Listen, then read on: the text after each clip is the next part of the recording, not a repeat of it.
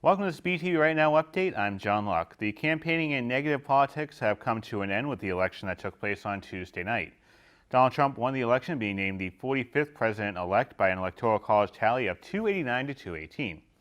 Now, 270 is the magic number for electoral votes, and as of this taping, New Hampshire, Minnesota, and Michigan are still too close to call. However, there aren't enough electoral votes for Hillary Clinton to catch up.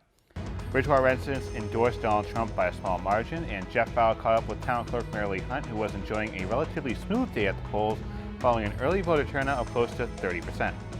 Okay, so we're here on election day with town clerk Marilee Hunt, and first thing I've noticed right off the bat is with early voting this year, it seems like we got a good head start and things are going pretty smoothly. A great head start with early voting, almost 29% of our votership. We have 16,631 voters in Bridgewater, and we got 4,808 early ballots, 700 absentee ballots. So we had over 5,000 people already not coming in today. So that makes it a little bit lighter, hopefully.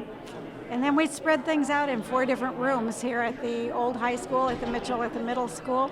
So I think it's been pretty easy, much easier for the poll workers to deal with it, and for the voters to not have to stand in long lines. I don't think anyone except the people who were here to vote at 7 o'clock this morning had to stand in lines.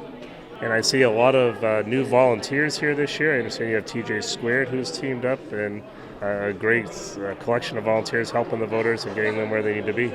Absolutely. We have a lot of volunteers from the TJ Squared Robotics team.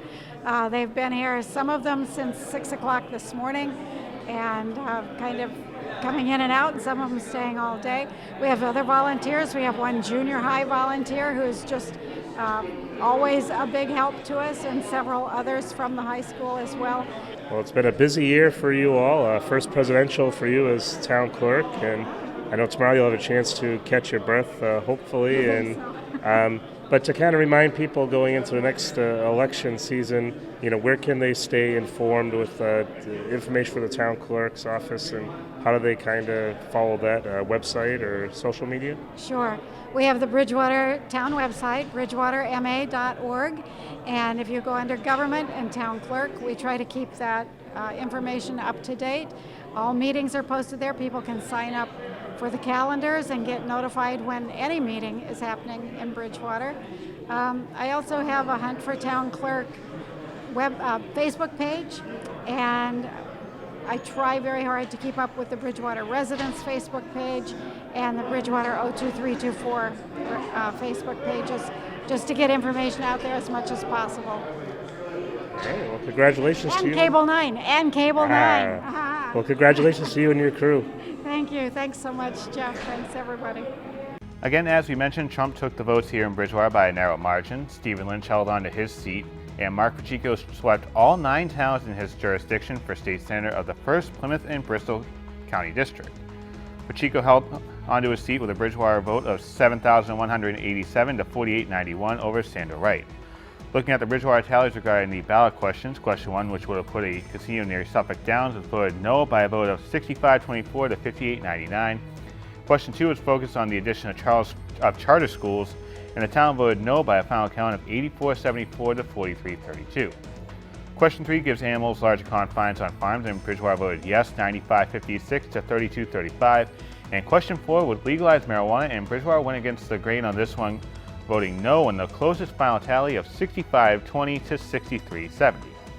Entering the sports, and the chase for the championship is in overdrive as the BR Trojans are one step closer to the championship. BR advanced to their first sectional final under the new playoff format after a very sloppy 9-0 victory. After a scoreless first half, George Lampros hit a 40-yard field goal to give the Trojans a 3-0 lead. Following Dan Taylor's second interception of the game, Corey Sullivan connected with Bryce Cohen for a 33-yard touchdown to give BR the 9-0 lead and the win by that score. BR first forced 4 turnovers, including 3 interceptions, and looking at the brackets, and it's, pretty simple at this point. BR takes on number 1 seed in the Division 1A South Final, with the winner taking on either Lincoln Sudbury or Reading at Gillette Stadium for the Division 1A Super Bowl. And the BR Trojans girls soccer team shut out the 10 seed Franklin 2-0. Brooke Cavino got the scoring started in the 5th minute with a goal, and in the 3rd minute of the second half, Danielle Wabrek scored the second and final goal for BR. And the Lady Trojans beat Bishop Fee 2-1 in the Division I South quarterfinals, putting the team in the Division I South semifinals against Whitman-Hanson, which will take place on Friday at 1 p.m. The field hockey team was shut out 1-0 in the first round matchup, ending their season at 13-4-2. And going to the college, Bridgewater State entered their matchup against Framingham State on a 6-game winning streak, with all those winnings coming against MassCAC opponents. With a win, the Bears will win the conference championship, and this was another nail-biter. However, Bridgewater State won 28-27 in overtime. The Rams tied the game at 21 with 2:09 left to go in the fourth quarter after Stephen Bain ran the ball in from 1 yard out. The PAT was blocked, so then Malik Garrett had an overtime 1-yard run of his own to tie things up at 27, and Russ Bolorino hit the game-winning PAT to put the Bears in the postseason. As I mentioned, the chase for the championship is in overdrive as the Trojans will play King Philip in the Division 1A South Final with a spot in the Super Bowl on the line, while at Sorensen Field, the MassCAC champions will play Mass Maritime in the Ocean Spray Cranberry Bowl.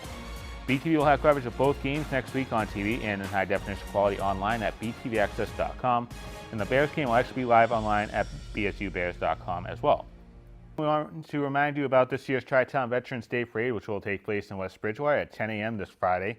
The route will start on North Elm Street, turn left onto West Center Street, and left onto North Main Street, with a Veterans Day ceremony taking place at the Town Hall gazebo.